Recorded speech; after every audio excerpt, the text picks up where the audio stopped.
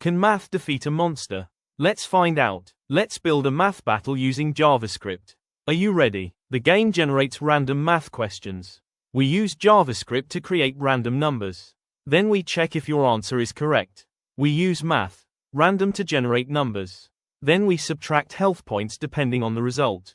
If you do the math addition correctly, you win and the monster will lose. Look, every correct answer sends a magical attack. The monster loses health. Oh, if we're wrong, we lose health. Be careful. Now let us type the correct answer in the text box. If you are correct, you win.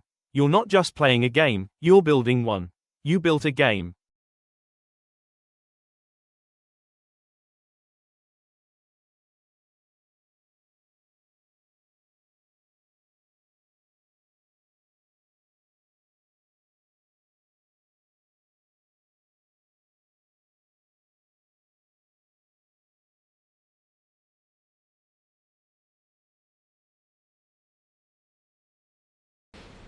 Is it 12? Affirmative. The answer is 12. Yes, take that. Oh no! We did it!